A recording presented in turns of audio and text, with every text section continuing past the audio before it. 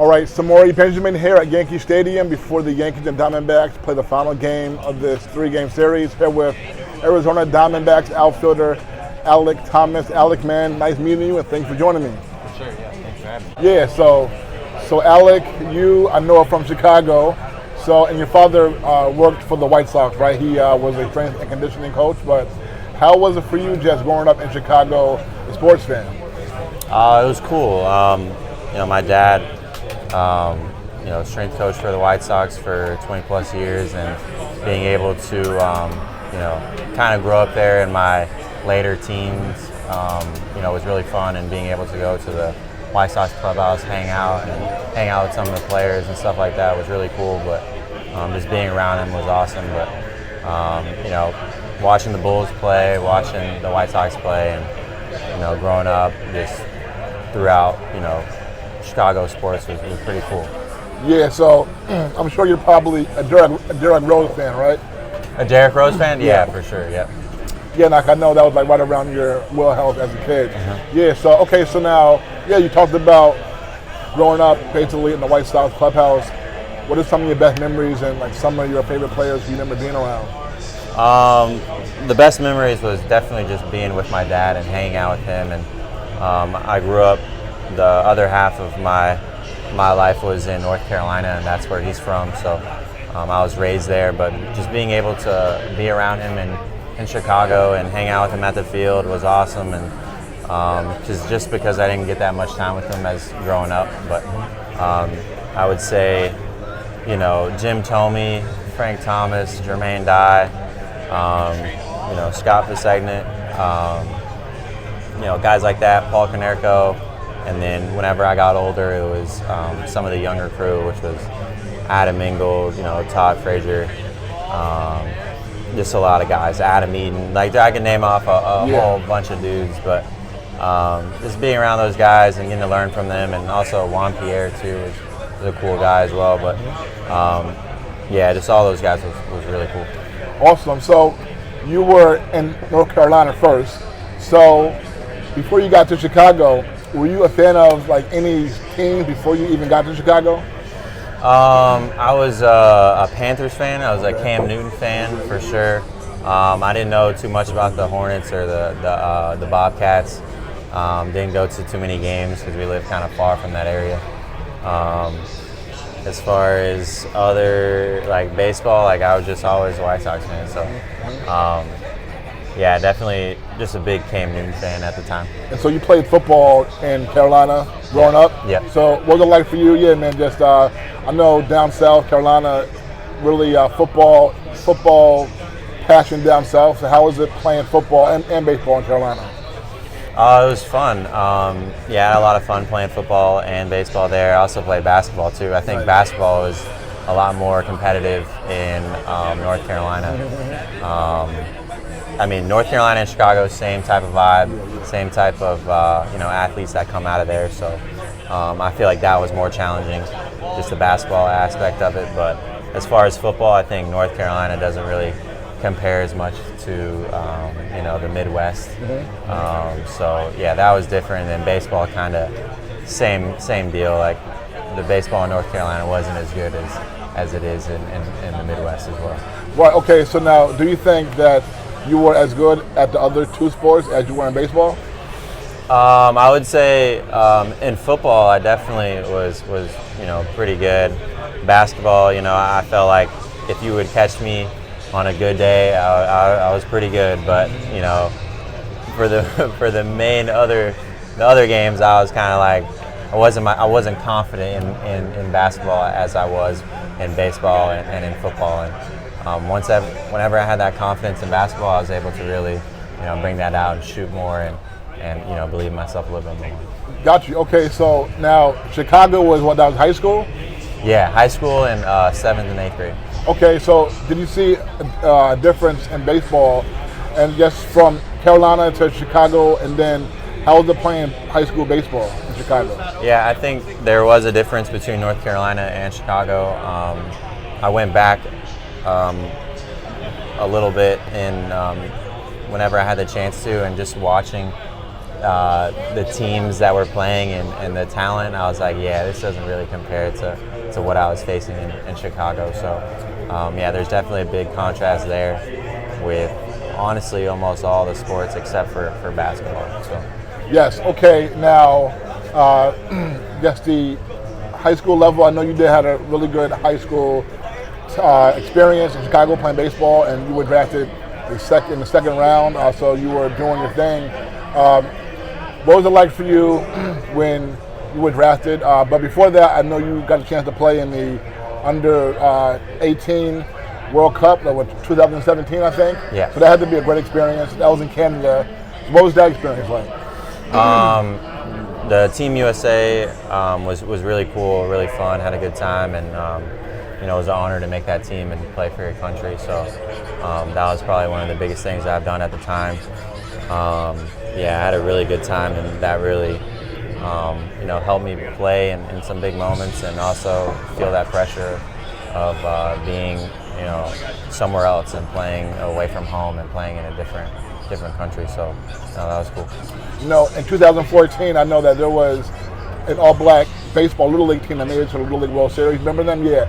Jackie Robinson left Little League, and I actually did a story on them, and actually did a story on the White Sox that year and the Cubs. It was interesting because actually the White Sox and Cubs came to New York to play the Mets and Yankees like in August during the Little League World Series. Yeah. So it was interesting. Actually, at the time, the White Sox didn't have any Afro-American ball players in 2014. But I remember that team, and that was special. So you remember that team? I saw you smile when I mentioned them, right? Yeah. I definitely played with a lot of those guys that were on that team, and grew up with a few of them, and played in high school with them. And that was a special group, but it was kind of funny to see how they grew up and how they became to be. Yeah, I know that you were probably a year or two ahead of them, but you were in the same age group, and that was a special time. I remember that. So that's very cool. Yeah, man. So what do you remember just about just being drafted in 2018 in the second round? It was really cool. My parents had thrown me a little party, and I didn't necessarily want the party because I didn't really know where I was going to go. But it ended up being a good time and good memories, and looking back at it, and I had a lot of family and friends that flew in and was there to celebrate with me, and it was a great time, and I was thankful to be picked where I was, and I'm still with that same team, so it's pretty cool. Now I know in the minors you made the Futures Stars team twice, and then made your major league debut in 2022. So what was it like for you in minor leagues to be named to those two Futures teams, and then how was that? It was really cool, a good accomplishment of mine, to play in the Futures game. To have that honor is pretty cool, and at the time I don't really think about it, but now that I think about it, it's really cool, when I'm older, and being able to cherish some of those moments that I had. But yeah, definitely a big honor. So, like I said, 2022, early in the season, in May, you made your major league debut. What do you remember about that game? My debut, is that what you're saying? Yeah. Yeah, that was a good time. I flew in, and my dad didn't answer the phone, but my mom did, and I told my mom, and it was pretty cool. It was on Mother's Day, and my mom was there, and obviously my dad was there too, and it was a great moment. Getting that first hit was really cool, and I had my family members from Tucson, Arizona, pull up, and it was a really good time for all of us as a family. I know you got your first major league home run against Sandy Alcantara about 3 days later, so he's like one of the best pitchers in the league. So how was that for you to be able to do that? It was sick. It was awesome. It was one of my better swings that year, and I was just really excited about how it all unfolded, and I was like, this guy is a Cy Young candidate, and I just did something cool against him. So that definitely gave me a little bit of confidence, and knowing that I can stick in the game. Yeah, about three more for you. The following year, 2023, you all made the World Series, and I remember your big home run in the LCS in Game 4, pinch hit in the 8th inning. That was major, so that must have been an incredible moment. How was that, and what was it like winning that series and playing in the World Series? Yeah, definitely an incredible moment for me, and it was crazy. I just was like, wow, that was awesome. And I just thank God around the bases. Like, I didn't know that something like that could happen to me, and it was a moment where like you only think about that in your dreams and stuff. So it was a really special moment, and then going on to win that series just made it even better. And celebrating it was awesome. So just all those moments and making it to the World Series, and having a pretty solid World Series, and it sucked to end it that way and not to win the World Series, to get there and come short. But we have a good team this year, so hopefully we can get back on track. Yeah, and I mentioned Jackie Robinson Little League, and in a couple of weeks, actually, Jackie Robinson Day around Major League Baseball. You're actually the only Afro-American player on the Diamondbacks right now. And it's a very special day, but I grew up a big baseball fan, but I can see when I was playing that a lot of my peers here in New York were not that into the game. And so like when I saw that the percentage of players declined once I got around, like your age, which was a while ago now, I wasn't surprised that there was a large dip in Afro-American ball players in MLB. But what will it be like to represent, on Jackie Robinson Day? And do you, you're from Chicago, like I said, with a lot of black kids playing baseball, which is great. So just how about all that, man? Yeah, I mean, we actually got Josh Naylor. Right. Josh Naylor, you know what? And I actually interviewed him last year at the All-Star game. You're right about that. Yes, right. Yeah. Shout out to Josh. It's really special to, represent a part of you that, it's special to your family and to myself as well. And, it goes down to all the people in North Carolina and the people in Chicago, the people that I grew up with. Them seeing me play is, really special to everyone and to my family and to me as well. And to represent, that side of me is very special. And, I'm 3 races. I got 3, representations, but, it's a big honor, and hopefully I get to play, because last Jackie Robinson Day I didn't get to play. So, or the past 2, actually, I didn't get a chance to play. So, hopefully I get to, wear the 42 out there and, do something special. Yeah, we got to get you in the lineup on Jackie Robinson Day. And you started the year off, you're doing good at 556 batting average, so you're doing your thing. And okay, you mentioned your mother, and your MLB debut was on Mother's Day, and your mother is Mexican ancestry, and I know you represented Mexico in the WBC, World Baseball Classic 2023. I love that event. I love it. You all did big things that year too. I actually covered that in Miami. It was electric. And shout out to my boy, Joshua Garcia, a big fan of Team Mexico. He was out there representing big time. But so what was that atmosphere like, and how did you get involved with Team Mexico? Yeah, that was sick. Just being out there and representing another side of me that not too many people know about, and my mom's side of the family was really happy that I was doing it, and the whole country of Mexico was really hyped, and we had a big fan base show up. So it was really cool playing against Team USA and all the other teams, Puerto Rico, Japan. Like that was such a cool moment, and for the stadium to be rocking and the stadium to be full was really cool. It was kind of like the playoffs. So just being able to do that and have that experience was awesome.